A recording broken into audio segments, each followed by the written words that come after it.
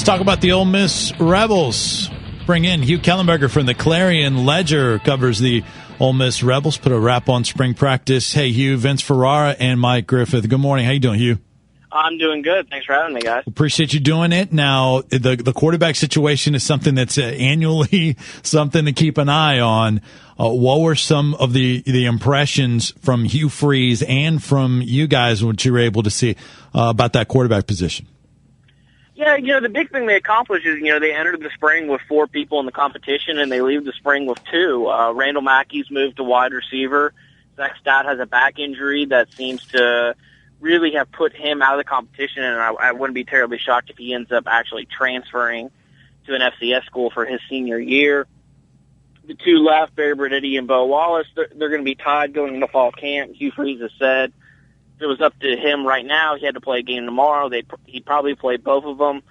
I think by the time September 1st rolls around, they eventually settle on one of the guys, but Bo Wallace had a great spring game, but Barry Bernetti was probably a little bit more consistent throughout practice. Bo Wallace was at Arkansas State when Freeze was there. Who would you give the edge to if you had to pick one?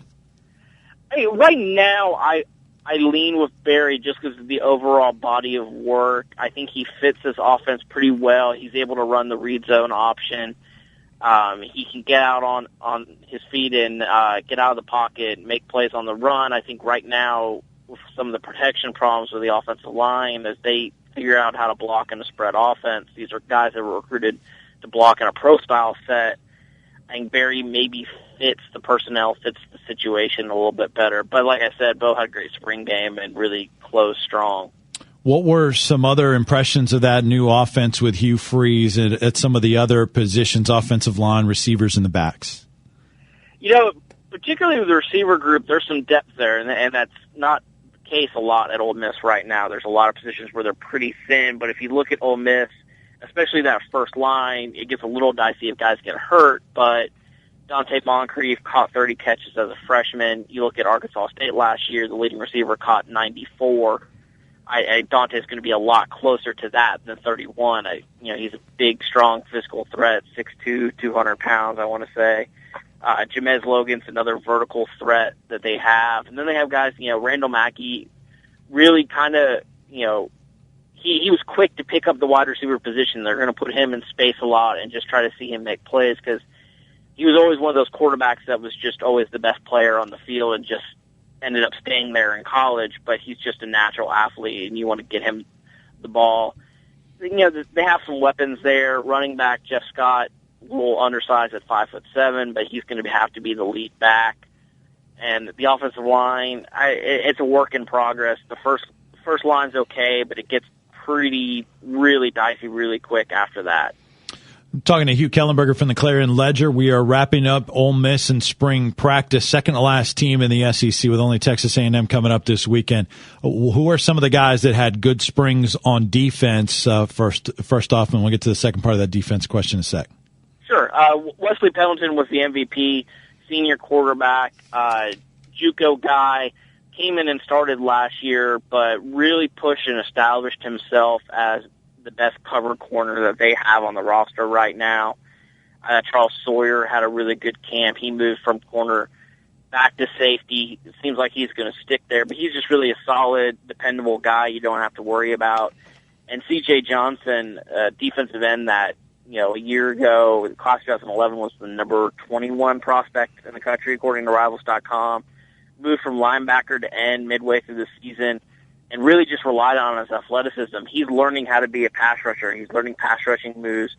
Derek Burgess, a former Ole Miss Rebel and a 10-year NFL veteran, was at spring practice this year and really just helped CJ. It was really just helping Chris Kiffin, the defensive line coach, but specifically CJ, and showing him what he can be. They showed him a lot of Dwight Freeney film and just are trying to really preach to him that you can really be something at this, and it seems like he's getting the message.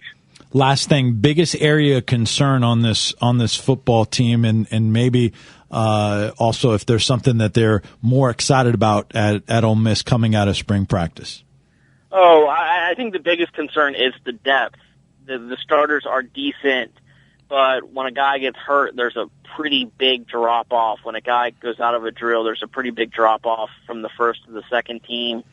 And when you have the academic problems that Ole Miss has right now, some off-the-field issues that they're dealing with, there are a lot of guys that are some talented players that would start that you can't necessarily ride in 10 are going to be there in the fall. I think they are excited just that the guys are buying into what they're selling. That was, always a concern when you bring in a new coaching staff is, how resistant are these guys going to be to the change? It goes without saying, you're 2-10, you probably get tired of losing. It's been pretty evident with these players. They're willing to listen. They're willing to try something new. So I think, if nothing else, Hugh Freeze is pretty happy about that. Hugh Kellenberger covers the Ole Miss Rebels for the Clarion Ledger. You can follow him on Twitter. It's HKellenbergerCL on Twitter. Hugh, great to talk to you. Really appreciate it. Have a great rest of the week. You too, guys. Thanks. Thank you. That's Hugh Kellenberger joining us from the Clarion Ledger.